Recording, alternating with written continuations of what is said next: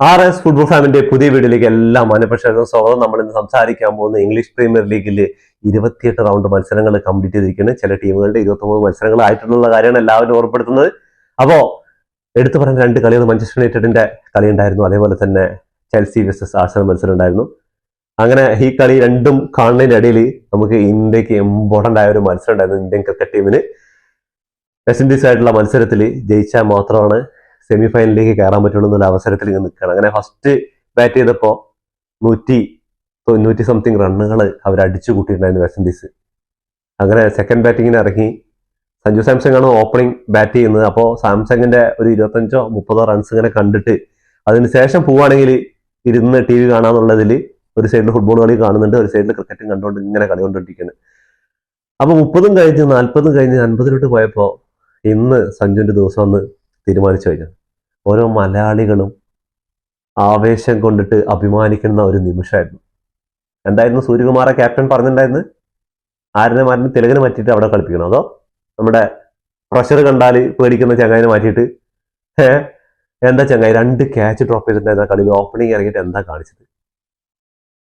സൺറൈസേഴ്സിന് വേണ്ടി കിട്ടില്ല പെർഫോമൻസ് ഒക്കെ നടത്തി, പക്ഷേ ഇന്ത്യൻ ദേശീയ ടീമിൽ വന്നിട്ട് പ്രഷറുള്ള മത്സരങ്ങൾ വന്നു കഴിഞ്ഞാൽ ചങ്ങായി പോയി 2 സിമ്പിൾ ക്യാച്ചുകളാണ് മിസ്സാക്കിയിട്ടുള്ളത്. അങ്ങനെ സഞ്ജുവിന്റെ തോളിൽ കയറിയിട്ട് 97 നോട്ട് ഔട്ട്. എന്റെ മോനെ എന്മാതിരി നോക്കാണ്.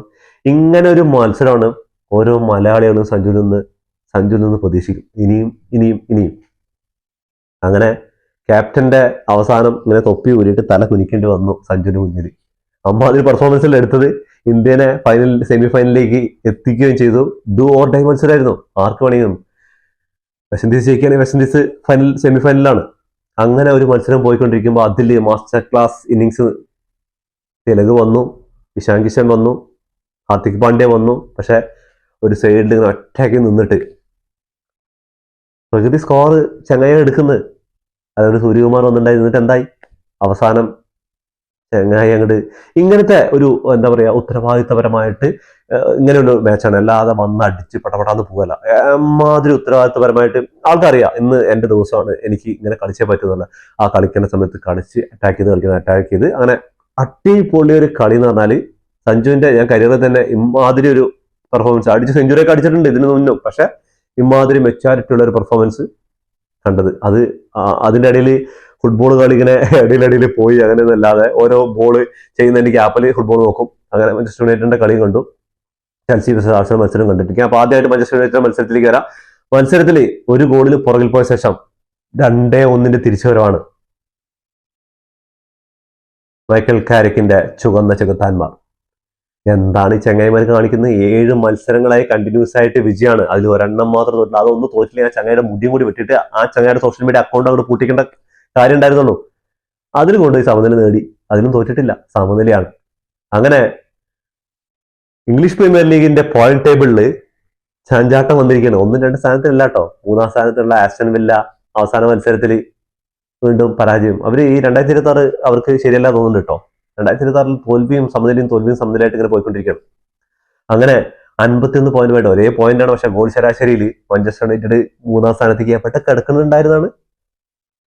6, 7, 8, 10, 13 സ്ഥാനത്ത് കിടന്നു. പിന്നെ 6, 7 എത്തി. കോച്ചിനെ സാക്ക് ചെയ്യുന്നു. പുതിയ കോച്ചായിട്ട് താൽക്കാലിക കോച്ചാണ് എപ്പോഴും പറയുന്നത്. എന്തോ ഒലക്ക മേലെ പരിപാടി അറിയില്ല എനിക്ക്. ഇങ്ങാതിരി ഒരു കോച്ച് കരിയറിൽ സ്റ്റാർട്ട് ചെയ്ത ഫസ്റ്റ് ഹാഫിൽ ഇറക്കിയ ആ ഒരു സ്റ്റാർട്ടിംഗ് ലെവലിൽ മാറ്റങ്ങളൊന്നും വരുത്താതെ സെക്കൻഡ് ഹാഫിൽ 2 ഗോൾ തിരിച്ചടി. സെക്കൻഡ് ഹാഫിൽ 2 ഒന്നല്ല കേട്ടോ, അവരുടെ ഗോൾ കീപ്പർ തടഞ്ഞുകൊണ്ടാണ്. അല്ലെങ്കിൽ ചുരുങ്ങിയ ഒരു 3-4 ഗോൾ അടിക്കുന്ന ചാൻസുകൾ ഉണ്ടായിരുന്നു. ബ്രൂണോ ഫെർണാണ്ടസ് ചങ്ങായെ കുറിച്ച് എടുത്ത് പറയാതിരിക്കാൻ ഒരു രക്ഷയില്ല. ആ സെസ്കോയ്ക്ക് കൊടുത്ത ഒരു ക്രോസ് ഉണ്ടല്ലോ മോനെ, വേൾഡ് ക്ലാസ് ക്രോസ്. ഹെഡറിലൂടെ സെസ്കോയും കിഡിലൻ പെർഫോമൻസ് ആയിട്ട് നടത്തുന്നത്. ഇപ്പൊ അവസാന മത്സരങ്ങളിലൊക്കെ സബ്സ്റ്റിറ്റ്യൂട്ട് ഒക്കെ ആയിട്ട് വന്ന് ഇപ്പൊ സ്റ്റാർട്ടിംഗ് ലെവലിലൊക്കെ സ്ഥാനം പിടിച്ചു തുടങ്ങി.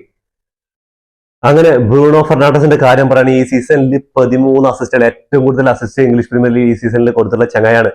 മാഞ്ചസ്റ്റർ യുണൈറ്റഡിന്റെ ആ ഇടയ്ക്കൊന്ന് കാലഘട്ട സമയത്ത് ഈ ചങ്ങായിക്ക് പരുക്കായിരുന്നു. അതേപോലെ കോച്ചിനെ സാക്കിയ സമയത്ത് പുതിയ കോച്ചിന്റെ കീഴിലായിക്കോട്ടെ ബ്രൂണോ ഫെർണാണ്ടസ് ഉണ്ടെങ്കിൽ മാഞ്ചസ്റ്റർ യുണൈറ്റഡിന്റെ കളിയൊക്കെ അടിപൊളിയാണെന്നുള്ള കാര്യമാണ്. ഇപ്പൊ കോച്ചും കൂടി വന്നപ്പോൾ കിടിലൻ പെർഫോമൻസ് നടത്തിക്കൊണ്ടിരിക്കുന്നത്. ഇംഗ്ലീഷ് പ്രീമിയർ ലീഗിൽ 20 അസിസ്റ്റുകൾ നടത്തിയിട്ടുള്ളത് എനിക്ക് തോന്നുന്നു കെവിൻ ഡിബ്രോയിനും അതേപോലെ തന്നെ ഹെൻറിയൊക്കെയാണ് തോന്നുന്നുണ്ട്. അങ്ങനെ 2-3 പേരൊക്കെയാണ് ഉള്ളത്. അപ്പോൾ അവരുടെ ഇതിലേക്ക് എത്താൻ വേണ്ടിയിട്ട് ഇനി ഒപ്പം വേണ്ടി 7 അസിസ്റ്റുകളും മതി. ഇനി 10 മത്സരങ്ങളോളം ഉണ്ട്. അതിനുള്ള എന്താ മാഞ്ചസ്റ്റർ യുണൈറ്റഡിന് വേണ്ടിയിട്ട് എടുക്കുക ചങ്ങായി അസിസ്റ്റുകളുടെ റെക്കോർഡ് തകർക്കുമെന്ന് തോന്നുന്നുണ്ട് ഈ പോക്ക് പോവാണെങ്കിൽ. ഓരോ കളിയിലും 1-2 അസിസ്റ്റ് വെച്ചാൽ ഗോൾ അടിക്കാൻ മറന്നാൽ അസിസ്റ്റ് കൊടുക്കാൻ ആൾ മറക്കില്ല. അങ്ങനെ ചെകുത്താന്മാർ വീണ്ടും ടേബിളിൽ എവിടെ എത്തില്ലെന്ന് വിചാരിച്ചു. ഈ സീസൺ തുടങ്ങിയപ്പോൾ മാഞ്ചസ്റ്റർ യുണൈറ്റഡിന്റെ ആരാധകരൊന്നും ഒരു പ്രതീക്ഷ ഉണ്ടായിരുന്നില്ല. എവിടെ എത്തില്ല എന്ന് വിചാരിച്ചു പോയിക്കൊണ്ടിരുന്ന മത്സരങ്ങളിൽ ഓരോ മത്സരങ്ങളും തിരിച്ചു വരും. അവരാകെ കാലണ്ടർ ചെയ്ത് ബോൾസും അങ്ങനെയുള്ള ടീമുകളൊക്കെ ടേബിളിന്റെ അവസാനം കിടക്കുന്ന ടീമുകളാണ്. ടേബിൾ ടോപ്പിലുള്ള എല്ലാവരെയും മിക്കവരെയും പരാജയപ്പെടുത്തിയിട്ടുണ്ട്. അപ്പോ ഇനി അടുത്ത മത്സരങ്ങളൊക്കെ വിജയിച്ച് എന്തായാലും 1ാം സ്ഥാനം 2ാം സ്ഥാനത്തിന് കുറച്ച് കടമ്പയാണ് അവിടെ എത്താന്നുള്ളത്. അതെന്തായാലും നടക്കില്ല എന്ന് വിചാരിക്കുന്നു. ഇനിയുള്ള മത്സരങ്ങളൊക്കെ ജയിച്ചു കഴിഞ്ഞാലും മാഞ്ചസ്റ്റർ സിറ്റിയും അതേപോലെ ആഴ്സണലൊക്കെ 2-3 മത്സരങ്ങളൊക്കെ പരാജയപ്പെടണം. അതെന്തായാലും ഇനി ആകെ 10 മത്സരം അതെന്തായാലും ഉണ്ടാവില്ല എന്ന് വിചാരിക്കുന്നു. അപ്പൊ ഒരു 3ാം സ്ഥാനം കൊണ്ട് സംതൃപ്തിപ്പെടാന്ന് വിചാരിക്കുന്നു. പക്ഷെ തൊട്ട് പുറകിൽ തന്നെ ചെൽസിയും ലിവർപൂളും അങ്ങനെ ടീമുകളൊക്കെ ഉണ്ട് ടേബിളിൽ. അടുത്ത മത്സരത്തിലേക്ക് നോക്കുകയാണെങ്കിൽ ആഴ്സണൽ വിസസ് ചെൽസി മത്സരം എല്ലാവരും ഉറ്റുനോക്കിയാൽ ലണ്ടൻ ഡെർബി മത്സരത്തെ കുറിച്ച് എല്ലാവരും ഉറ്റുനോക്കിയാണ്. എന്താണ് ഫുട്ബോൾ? ആഴ്സണൽ ഫുട്ബോൾ എന്ന് പറഞ്ഞാൽ സെറ്റ് പീസ്. അതന്നെയാണ് ഇപ്പോ 2 set piece, 3 goal set piece. അത് 3 ഗോൾ അടിച്ചതും ആഴ്സണൽ തന്നെയാണ്. അതും ഡിഫൻഡർമാരാണ് അടിച്ചിരിക്കുന്നുള്ള കാര്യം ആലോചിക്കണം. സലാബിയും ട്രിമ്മറും അതേപോലെ തന്നെ സെൽഫ് ഗോൾ അടിച്ചില്ലേ. ചെൽസിക്ക് വേണ്ടി സെൽഫ് ഗോൾ അടിച്ചിട്ടുണ്ട്. ആഴ്സണലിന്റെ ആ പ്ലെയർ തന്നെയാണ്. അങ്ങനെ 3 പേരും ഡിഫൻഡർമാരാണ് ഗോൾ അടിച്ചിരിക്കുന്നത്. ആ ഒരു സെൽഫ് ഗോൾ വന്നതും ഇതേ മറുപടിയാണ് അവർ കൊടുത്തത്. ചെൽസിയും എന്താണ് ആഴ്സണൽ സെറ്റ് പീസിൽ ആ കോർണർ കിക്ക് എടുക്കുമ്പോൾ ചെയ്യുന്നത് അതേ പരിപാടി. തിക്കും തിരക്കും ഒന്നും ബഹളം ഉണ്ടാക്കുക. ആ ട്രിമ്മറിന്റെ ഗോള് നോക്കുമ്പോൾ വാറിനൊക്കെ കൊടുത്തു. പക്ഷെ വാർ ചെക്ക് ചെയ്തപ്പോൾ അവിടെ ബ്ലോക്ക് ഒന്നുമില്ല. പക്ഷെ ഗോൾ കീപ്പർമാർക്ക് എന്തായാലും ഡിസ്റ്റർബൻസ് ഉണ്ടാക്കിയിട്ടാണ് ആഴ്സണലിന്റെ ഫ്രീ കിക്ക് അല്ലെങ്കിൽ അതേപോലെ തന്നെ സെറ്റ് പീസ് ഗോളുകൾ കോർണേഴ്സ് എടുക്കുകയാണെങ്കിലും ഗോൾ കീപ്പർമാർക്ക് ഒരു തരത്തിലും. അതേപോലെ തന്നെ എടുത്ത് പറയേണ്ടത് ഡേവിഡ് റയയുടെ ഗോൾ കീപ്പിംഗ്. എന്റെ മോനെ മാരക സേവ് എന്ന് പറയാനില്ല. എനിക്ക് അവസാനം ഗർണാച്ചോ അടിക്കുന്ന ഒരു വളഞ്ഞൊരു കിക്ക് ഉണ്ട്. ആരും ഹെഡ് ചെയ്യാൻ പറ്റാതെ അങ്ങോട്ട് പോയിട്ട് ഗോൾ പോസ്റ്റിനുള്ളിൽ കയറുന്നതിന് വിചാരിക്കുന്ന സമയത്താണ് റയയുടെ ലെഫ്റ്റ് ഹാൻഡ് സിംഗിൾ ഹാൻഡ് കൊണ്ടുള്ള ആ ഒരു സേവ് ഉണ്ടല്ലോ, മാസ്റ്റർ ക്ലാസ് സേവ്. മാതിരി സേവ് ഇടും. എൻസോ ഫെർണാണ്ടസിന്റെ ഒരു കിഡിലാൻ ചാൻസ് ഉണ്ടായിരുന്നു, അതും സേവ് ചെയ്തു. അതിനുശേഷം അവസാന നിമിഷത്തിൽ ജാവപ്പെട്ടോടെ ഒരു ബൈസൈക്കിളിന് ശ്രമമായിരുന്നു. അതിനുശേഷം അത് സേവ് ചെയ്തു. സെക്കൻഡ് റീബൗണ്ട് വന്ന് അത് കൊടുക്കുന്നു, അത് സേവ് ചെയ്തു. ഡബിൾ സേവ് ആയിരുന്നു. അതിനുശേഷമാണ് ആ ഗോൾ പോസ്റ്റിനുള്ളിൽ കയറുന്നത്. അപ്പോഴേക്കും അത് ഓഫ് സൈഡ്. ഫസ്റ്റ് തന്നെ ജാവപ്പെട്ടോ ഓഫ് സൈഡിലാണ്. അതേപോലെ തന്നെ എന്താണ് ചെൽസി കാണിക്കുന്നത്?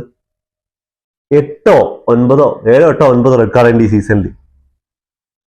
നെട്ടോ ഒരു കാര്യമില്ലാത്ത മാർട്ടിനെല്ലി ആ കൗണ്ടറിന് വരുന്ന സമയത്ത് ആ ഒരു കൗണ്ടറൊന്നും അനാവശ്യമായ ഫൗളാന്ന് ഞാൻ പറയുള്ളൂ. എന്താ പറഞ്ഞാൽ മാർട്ടിനെല്ലി ആ വിങ്ങിലൂടെ കയറി വരുന്ന സമയത്ത് ചെൽസിയുടെ ഡിഫൻഡർമാർ 3 ബാക്കിലേക്ക് ഇറങ്ങി വരുന്നുണ്ട്.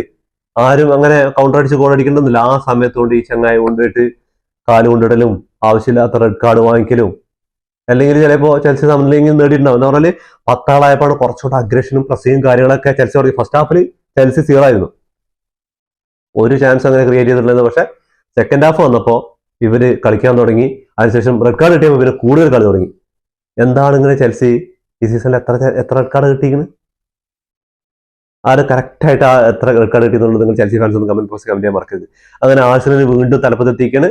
5 പോയിന്റ് ഗ്യാപ്പ് ഒക്കെ ഉണ്ട്. പക്ഷെ പേപ്പറിൽ നോക്കുമ്പോൾ 2 പോയിന്റ് തന്നെയാണ്. എന്താന്ന് പറഞ്ഞാൽ മാഞ്ചസ്റ്റർ സിറ്റിക്ക് ഒരു കളി കുറവ് തന്നെയാണ്. ആ കളി സമനിലയെ പരാജയപ്പെട്ടാൽ മാത്രമേ ഉള്ളൂ.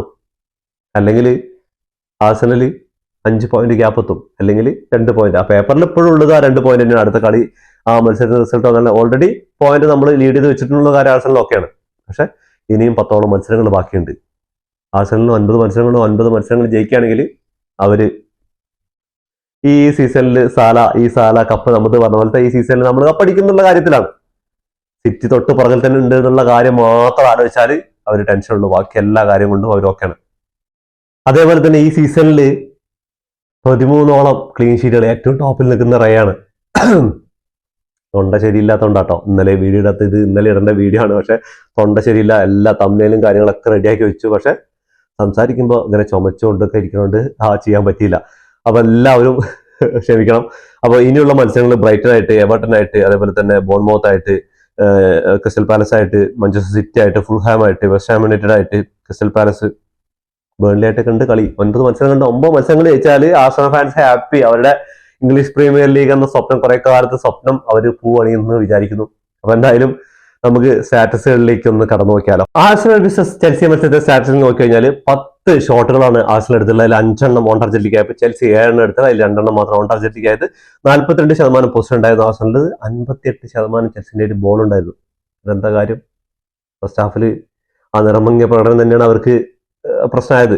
സെക്കൻഡ് ഹാഫിൽ റെഡ് കാർഡും കൂടി കിട്ടിയപ്പോൾ തീരുമാനം. 83% പാസിംഗ് അക്യുറസി ഉണ്ടായിരുന്നു, അവിടെ 89% ഉണ്ടായി ചെൽസിയുടെ ഭാഗത്ത്. 11 ഫൗൾസ് കംപ്ലീറ്റ് ചെയ്തപ്പോൾ ചെൽസി 13 ഫൗൾ കംപ്ലീറ്റ് ചെയ്തിട്ടുണ്ടായിരുന്നു. യെല്ലോ കാർഡ് 1, ചെൽസിക്ക് 4 കിട്ടിയിട്ടുണ്ടായിരുന്നു. കോർണേഴ്സ് 5 ആഴ്സണൽ കിട്ടിയപ്പോൾ ചെൽസിക്ക് കിട്ടിയത് 10. അതിൽ എനിക്ക് തോന്നുന്നു ഒരു 8 സെക്കൻഡ് ഹാഫിൽ കിട്ടിയാണ്. Manchester United versus Crystal Palace മത്സരത്തിൽ മാഞ്ചസ്റ്റർ യുണൈറ്റഡ് ഹോം ഗ്രൗണ്ടിൽ വെച്ച് ചെകുത്താന്മാരുടെ തട്ടത്തിൽ വെച്ച് നടന്ന മത്സരത്തിൽ സ്റ്റാറ്റസിൽ നോക്കുകയാണെങ്കിൽ 20 ഷോട്ടുകൾ മാഞ്ചസ്റ്റർ യുണൈറ്റഡ് എടുത്തിട്ടുണ്ട്. അതിൽ 12 ഓൺ ടാർജറ്റിലേക്കാണ്. ക്രിസ്റ്റൽ പാലസിന്റെ ഗോളി എവിടെ കൊണ്ടൊക്കെയാണ് തടുത്തതെന്ന് ഒരു പിടിയില്ല കേട്ടോ. 9 ഷോട്ടുകളാണ് ക്രിസ്റ്റൽ പാലസ് എടുത്തത്, അതിൽ 4 മാത്രമാണ് ഓൺ ടാർജറ്റിലേക്ക് വന്നത്. 61% ബോൾ പൊസിഷൻ ഉണ്ടായിരുന്നു മാഞ്ചസ്റ്റർ യുണൈറ്റഡ്, അവിടെയാണ് 39% മാത്രമേ ഉണ്ടായിരുന്നുള്ളൂ. 576 പാസുകൾ കംപ്ലീറ്റ് ചെയ്തപ്പോൾ 347 പാസുകളാണ് ക്രിസ്റ്റൽ പാലസ് കംപ്ലീറ്റ് ചെയ്ത്. 89% പാസിംഗ് അക്യുറസി ഉണ്ടായിരുന്നു മാഞ്ചസ്റ്റർ യുണൈറ്റഡിന്റെ ഭാഗത്ത്, അവിടെയാണ് 80%. 13 ഫൗളുകൾ കംപ്ലീറ്റ് ചെയ്തപ്പോൾ അവിടെ 11 ഫൗളുകൾ കംപ്ലീറ്റ് ചെയ്ത്. 2 ടീമിനും ഓരോ യെല്ലോ കാർഡ് വെച്ച് കിട്ടിയിട്ടുണ്ട്. ഈ 2 യെല്ലോ കാർഡ് വെച്ചിട്ടുണ്ട്. ക്രിസ്റ്റൽ പാലസിന് 56-ാം മിനിറ്റിൽ അവരുടെ ഡിഫൻഡർക്ക് മാത്യു കുഞ്ഞെ ഫൗൾ ചെയ്തതിന് ഒരു റെഡ് കാർഡ് കിട്ടുന്നുണ്ട്. എനിക്ക് ആ റെഡ് കാർഡോട് അങ്ങനെ വലുതായിട്ട് യോജിക്കാൻ പറ്റുന്നില്ല. എന്താ കാരണം എന്ന് പറഞ്ഞാൽ ഫൗൾ ചെയ്യുന്നത് പെനാൽറ്റി ബോക്സിന്റെ പുറത്ത് വെച്ചിട്ടാണ്, ആ ഒരു ഹോൾഡ് ചെയ്യുന്ന സമയത്ത്. അതിന് മുമ്പേ മാത്യു കുഞ്ഞ് ആ ഡിഫൻഡറെ തള്ളി പിടിക്കുന്നുണ്ട്. രണ്ടുപേരും അങ്ങോട്ടും ഇങ്ങോട്ടും ചെയ്യുന്ന ഫൗളാണ്. പക്ഷെ മാത്യു കുഞ്ഞ് കറക്റ്റ് ടൈമിനാണ് വീഴുന്നത്. അതിന് വാറ് കൊടുത്തിട്ടാണ് red card, direct red card കൊടുത്തിട്ടാണ്. എന്റെ അഭിപ്രായത്തിൽ ആ ഒരു റെഡ് കാർഡ് ഡയറക്റ്റും അതേപോലെ പെനാൽറ്റിക്കുള്ളിൽ എന്താ പറഞ്ഞാൽ ഫൗൾ ചെയ്യുന്നത് പെനാൽറ്റി ബോക്സിന്റെ പുറത്ത് വെച്ചിട്ടാണ്. അതിനിപ്പോ എന്റെ മാത്രം കാഴ്ചപ്പാടാണ്, നിങ്ങൾക്ക് ചിലപ്പോൾ അതിൽ ഇതുണ്ടാവും. പക്ഷെ അങ്ങനെ ആ ഒരു പെനാൽറ്റിയിൽ ബ്രൂണോ ഫെർണാണ്ടസ് ഗോൾ സ്കോർ ചെയ്യുകയാണ്. അങ്ങനെ ആദ്യ ഗോൾ ലീഡ് ചെയ്യുന്നത്. പിന്നെ സെസ്കോന്റെ ഒരു കിടിലെ ഹെഡറിലൂടെയാണ് സെക്കൻഡ് ഗോളും അടിച്ചിട്ടാണ് അവർ മാഞ്ചസ്റ്റർ യുണൈറ്റഡ് നിൽക്കുന്നത്. അങ്ങനെ നോക്കുകയാണെങ്കിൽ 13 ഫൗളുകൾ കമ്മിറ്റ് ചെയ്ത് പറഞ്ഞിട്ടുണ്ടായിരുന്നു. അതേപോലെ ഓഫ് സൈഡ് നോക്കുകയാണെങ്കിൽ 1ഉം 2ഉം ഉള്ളത്. Corners 7 corners Manchester United win ചെയ്തപ്പോൾ ഒരു കോർണേഴ്സ് പാസാണ് ക്രിസ്റ്റൽ പാലസ് വിൻ ചെയ്തത്. ക്രിസ്റ്റൽ പാലസ് ഈ സീസണിൽ ഇനി ഉള്ള മത്സരങ്ങളൊക്കെ ഭയങ്കര പ്രശ്നങ്ങളുള്ള മത്സരങ്ങളാണ് ക്രിസ്റ്റൽ പാലസിന്റെ ഈ സീസണിൽ.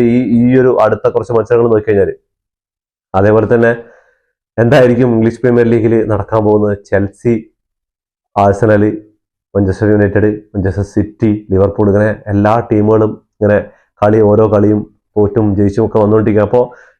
അപ്പൊ എന്തായാലും മാഞ്ചസ്റ്റർ യുണൈറ്റഡിന്റെ ആരാധകർ ഭയങ്കര ഹാപ്പിയിലാണ്. എന്താ കാരണം എന്ന് പറഞ്ഞാൽ 90 കിഡ്സ് ആയ മാഞ്ചസ്റ്റർ യുണൈറ്റഡ് ആരാധകരൊക്കെ ഇപ്പൊ മാളത്തിൽ നിന്ന് പുറത്തു വന്നിരിക്കുകയാണ്. കാരണം മാഞ്ചസ്റ്റർ യുണൈറ്റഡിന്റെ കംബാക്ക് കുറച്ച് കാലങ്ങൾക്ക് ശേഷം ഇമാതിരി കളിയും അതേപോലെ തന്നെ അവരുടെ പെർഫോമൻസും കാര്യങ്ങളും നോക്കുമ്പോൾ ഭയങ്കര ഇതാണ്. അപ്പോൾ എന്തായാലും ഇംഗ്ലീഷ് പ്രീമിയർ ലീഗ് അടിച്ചില്ലെങ്കിൽ ഇനിയിപ്പോൾ കപ്പുകളൊന്നും അവർക്ക് നേടാൻ ഉണ്ടാവില്ലെങ്കിലും പക്ഷെ അവരുടെ ഈ സീസണിൽ ഇംഗ്ലീഷ് പ്രീമിയർ ലീഗിൽ ആ ഒരു പോരാട്ട വീര്യം മൈക്കൽ കാരിക്കിന്റെ കീഴിൽ അവർ ശരിക്കും ആസ്വദിച്ചുകൊണ്ടിരിക്കുന്നത്. അപ്പോൾ ഇതോടുകൂടി ഈ വീഡിയോ അവസാനിക്കുന്നു. ഫുട്ബോൾ ലോകത്തെ പുതിയ വിശേഷങ്ങളുമായി വീണ്ടും കാണാം. ഈ വീഡിയോ ഇഷ്ടപ്പെട്ടാൽ ലൈക്ക് ചെയ്യുക, ഷെയർ ചെയ്യുക, സബ്സ്ക്രൈബ് ചെയ്യുക.